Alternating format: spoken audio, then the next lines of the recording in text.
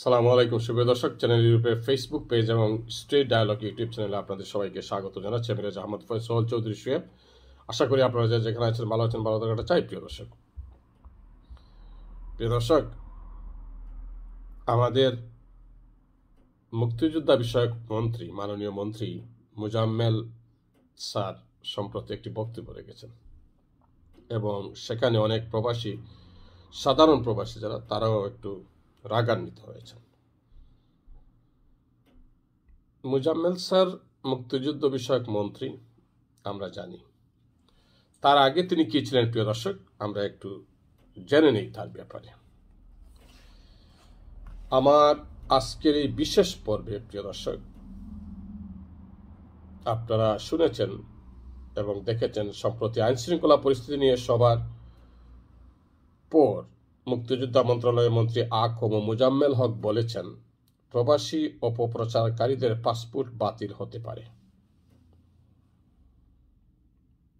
দর্শক, মূল আলোচনার আগে এই মোজাম্মেল স্যার সম্পর্কে তার সঠিক অতীত পরিচয় নিয়ে আমার টিমের পাঠানো কিছু তথ্য আপনাদের জানাতে চাই। মাননীয় মন্ত্রীর ব্যাপারে লেখক হুমায়ুন আহমেদের দেয়াল উপন্যাস যারা পড়েছেন প্রিয় দর্শক, সেখানে খুব সম্ভবত 84-85 নম্বর পৃষ্ঠার লেখা আছে, 1973 সালে এক নবদম্পতিকে অপহরণের 3 দিন পর টঙ্গীর কাছে স্ত্রীর মৃতদেহ উদ্ধার করা হয়েছিল। ঘটনায় সরাসরি তৎকালীন গাজীপুর টঙ্গীর সন্ত্রাসী মোজাম্মেল হকের জড়িত থাকার প্রমাণও পাওয়া যায়। সেই সময় বিশেষ আইন শৃঙ্খলা বাহিনীর রক্ষী বাহিনীর মেজর নাসের মোজাম্মেল হককে গ্রেফতার করেন। ব্যাপারটি সমঝোতা করে মোজাম্মেল হককে ছাড়িয়ে নিতে তার বাবা ওই এলাকার আওয়ামী লীগ নেতা ও এলাকার সভাপতি চেষ্টা করে ব্যর্থ হবার পর তারা বঙ্গবন্ধু শেখ মুজিবুর রহমান সাহেবের কাছে গিয়েছিলেন।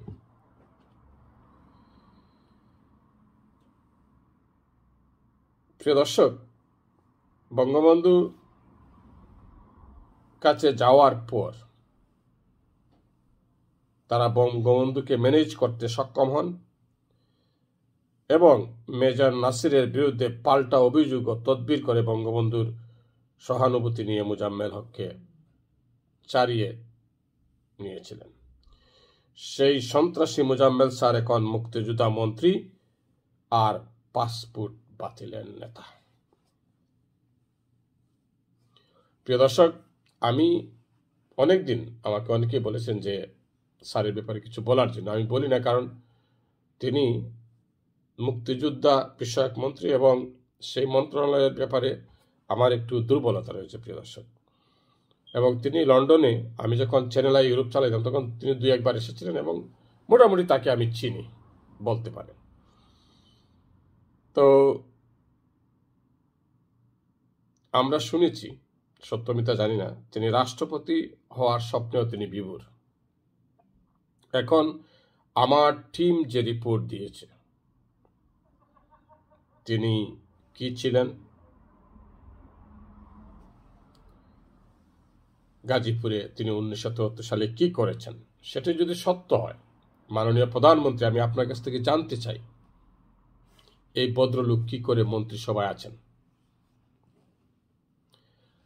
এত বড় মামলায়, মামলা বলতে মানে যিনি যে ঘটনা তিনি ঘটিয়েছেন, এবং এতদিন পরে আপনি কিভাবে তাকে মন্ত্রিসভায় রাখলেন? এটি আমার প্রথম প্রশ্ন মাননীয় প্রধানমন্ত্রী আপনার কাছে।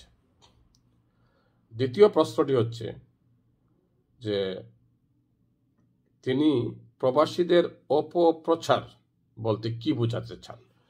অপপ্রচারের সংজ্ঞাটা কি? যেমন বিদেশে বসে কিছু কিছু সাংবাদিক রয়েছেন যারা দলীয় দৃষ্টিকোণ থেকে কথা বলেন। কেউ বিএনপি করেন, কেউ জামাত ইসলাম করেন, কেউ বা আওয়ামী লীগও করেন। আপনাদের আওয়ামী লীগেরও অনেক আছেন, লন্ডনে আছেন, আমেরিকা, কানাডায়, তারা আওয়ামী লীগের পক্ষে কথা বলেন। তো যারা আওয়ামী লীগের পক্ষে কথা বলেন, সরকারের পক্ষে কথা বলেন, তাদেরকে কি বিএনপি যারা সাপোর্টার বা সমর্থক, তারা কি বলবেন তারা অপপ্রচারকারী? মোটেই নয়। অপপ্রচারকারীর সংজ্ঞা জানতে চাই। যেমন আমি সরকারের বিভিন্ন দুর্নীতির ব্যাপারে কথা বলছি, আমাকে কোন ক্রাইটেরিয়া আপনারা নেবেন? আমি যখন দুর্নীতির ব্যাপারে কথা বলবো তখন আপনি কি আমাকে অপপ্রচারকারী বলবেন? আপনি আমার পাসপোর্ট বাতিল করবেন মুজাম্মেল হক স্যার? আপনাকে কে বাতিল করবে? আপনার তো বাতিল না, আপনি এই মন্ত্রিসভা থেকে যত তাড়াতাড়ি সম্ভব পদত্যাগ করবেন তত তাড়াতাড়ি আমরা উপকৃত হই। আপনি যে ঘটনা ঘটিয়েছেন 73-এ, সেখান থেকে তো আপনি এই পর্যায়ে কিভাবে আসলেন? I have no idea, I have no clue. মাননীয় প্রধানমন্ত্রী মন্ত্রিসভার সিনিয়র মন্ত্রী হিসাবে রাখার কারণেই নাকি মুজাম্মেল স্যারের রাষ্ট্রপতি হবার শখ বলে তার ঘনিষ্ঠ মহল প্রচার করছে। প্রিয় দর্শক, এখানে শেষ নয়, আপনাদেরকে বলি 2021 সালে স্বাধীনতা শতবর্ষ অনুষ্ঠানে হাতিরঝিলে লেজার লাইট শো এর নামে এই মুজাম্মেল স্যার 100 কোটি টাকা হাতিয়ে নিয়েছেন। তার সহযোগী নাকি উত্তরের মেয়র, মশা মেয়র আতিক স্যার, মুজাম্মেল বাবু এবং মন্ত্রী বিপু ও তার বায়রা শাওন। আমি এইসব নিয়ে কথা বলেছি এবং আমি আশা করেছিলাম মাননীয় প্রধানমন্ত্রী এসব ব্যাপারে ব্যবস্থা নেবেন, অ্যাকশন নেবেন। আমি জানি না মাননীয় প্রধানমন্ত্রী এসব জানেন কিনা। এও শুনেছি টাকার বিনিময়ে ভুয়া মুক্তিযোদ্ধা সার্টিফিকেটও তিনি দিয়ে দেন। সম্প্রতি তিনি ব্রিটেনে বিলাত প্রবাসী মুক্তিযোদ্ধা তিনি বানিয়ে দিয়েছেন। এখন আমি লন্ডনে বসবাস করি, আমার বাবা মুক্তিযুদ্ধ অবদান রেখেছেন, আমার বাবার নাম নেই, আমার বাপ চাচাদের নাম নেই, তিনি যাদের নাম নিয়ে আসছেন তারা কারা? আমি তো গত 31 বছর ব্রিটেনে, 31 বছর তো সাংবাদিকতাই করেছি। আমি জানি না কে মুক্তিযোদ্ধা ছিল, কে মুক্তিযোদ্ধা ছিল না। সে যাই হোক, তিনি এই মাননীয় মন্ত্রী 2 বছরের শিশুকেও মুক্তিযোদ্ধা বানিয়ে দেন বলে অভিযোগ রয়েছে। প্রিয় দর্শক, আমার পোস্টারে আপনারা শাহরিয়ার স্যারেরও ছবি দেখেছেন এবং মাননীয় পররাষ্ট্রমন্ত্রী মোমেন স্যারের ছবি দেখেছেন। এই পররাষ্ট্র প্রতিমন্ত্রী শাহরিয়ার স্যার বিরাট এক দান্দাবাজ এবং তিনি দান্দাবাজ হিসাবে তার সহযোগীদের কাছে অত্যন্ত সুপরিচিত।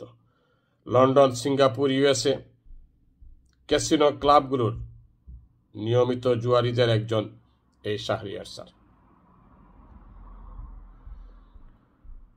চট্টগ্রামের রেলওয়ে কলোনিতে বেড়ে ওঠা শাহরিয়ার গার্মেন্টস ব্যবসা সহ তদবির দান্দা করে কানাডা, লন্ডনে শত শত কোটি টাকা পাচার করেছেন বলে অভিযোগ রয়েছে এবং আমার টিম আমাকে রিপোর্ট করেছে। এছাড়াও গুলশান, ধানমন্ডিতে রয়েছে তার সম্পত্তি। বাংলাদেশ টেনিস ফেডারেশনের সম্প্রসারণ প্রকল্পে ফেডারেশনের সভাপতি হিসাবে দুর্নীতির অভিযোগ রয়েছে, কোটি টাকা হাতিয়ে নেওয়ার। আর মাননীয় পররাষ্ট্রমন্ত্রীর বিষয়ে মাননীয় প্রধানমন্ত্রী কি বলবো, স্যারের তো নাকি শুনছি আমেরিকায় বাড়ি রয়েছে এবং এই স্যাংশন নিয়ে স্যার যে ভূমিকা রেখেছেন,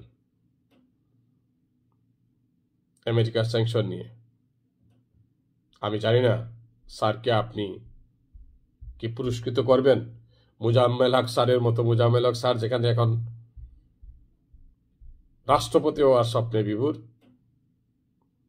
মাননীয় পররাষ্ট্রমন্ত্রী মোমেন স্যারকে কি বানাবেন এখন? মাননীয় প্রধানমন্ত্রী আপনি জানেন।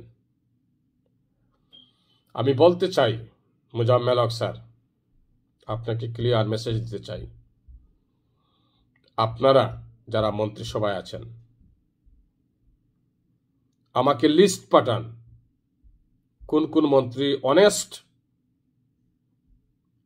আর কোন কোন মন্ত্রী ডিসঅনেস্ট, কে সৎ আর কে অসৎ। দেশকে আপনারা, সরকারকে, মাননীয় প্রধানমন্ত্রী শেখ হাসিনার সরকারকে আপনারা দুর্নীতিতে প্রশ্নবিদ্ধ করে রেখেছেন। কেন? আপনারা তো আপনাদেরকে দিয়ে মন্ত্রী না, আপনারা কিন্তু মাননীয় প্রধানমন্ত্রী শেখ হাসিনাকে দিয়ে আপনারা মন্ত্রী। কিন্তু কেন করছেন আপনারা এগুলো? আপনারা প্রবাসীদের পাসপোর্ট বাতিল করতে চান, কিভাবে করবেন এটি? প্রিয় দর্শক, সরকারে যারা রয়েছেন তারা মাঝে মধ্যে হুমকি দামকি দেন। সম্প্রতি মাননীয় প্রধানমন্ত্রী এসেছিলেন লন্ডনে কপ সামিটে আসার আগে আমাকে আওয়ামী সমর্থিত কিছু লোক বললেন যে মাননীয় প্রধানমন্ত্রীর সাথে বরিস জনসনের দেখা হবে এবং এখান থেকে অনেককে তিনি দড়িয়ে নিয়ে যাবেন। তো আমি তো বয়ে কাঁপতেছিলাম, কারণ আমি তো সরকারের ব্যাপারে কথা বলি, সরকারের দুর্নীতির ব্যাপারে কথা বলি। এখন আমাকে যদি দড়িয়ে নিয়ে যাওয়া হয় তাহলে তো আমি খুব বিপদে পড়ব। প্রিয় দর্শক, এইসব কথাবার্তা যারা বলেন এদেরকে কি বলবেন আপনি? সমালোচনা করে, সরকারের সমালোচনা, গঠনমূলক সমালোচনা। অপপ্রচার বলতে কি বোঝেন? অপপ্রচার, আপনাদের দুর্নীতির বিরুদ্ধে যদি কেউ কথা বলে সেটিকে অপপ্রচার বলবেন? আপনাদের অযোগ্যতা, আপনারা মন্ত্রিসভায় যোগ্যতার সাক্ষ্য রাখতে পারছেন না আপনারা মন্ত্রী হিসাবে, তা আপনাদের সমালোচনা করলে আপনি আমাকে বলবেন আমি অপপ্রচারকারী? ফাইজলামির সীমা থাকা দরকার। মাননীয় প্রধানমন্ত্রী, আমি আপনাকে বিনয়ের সাথে অনুরোধ করতে চাই। আমি এর আগে বলেছিলাম, আপনাকে লিস্ট ধরিয়ে দিয়েছি যেসব মন্ত্রীদের আপনি উষ্টা মেরে বিদায় করে দেওয়ার জন্য। আপনাকে সবিনয়ে বলছি যে 3 মন্ত্রীর ব্যাপারে আজকে কথা বলেছি আমি, দয়া করে আপনি এদেরকে বিতাড়িত করেন প্লিজ। আপনার সরকারকে বাঁচান, দেশকে বাঁচান আপনি। প্রিয় দর্শক, আমার এই ভিডিওর মাধ্যমে কোনো ধরনের ভুল ত্রুটি হয়ে থাকলে আমাকে ক্ষমা সুন্দর দৃষ্টিতে দেখবেন। আপনাদের সবার জন্য শুভকামনা। আসসালামু আলাইকুম।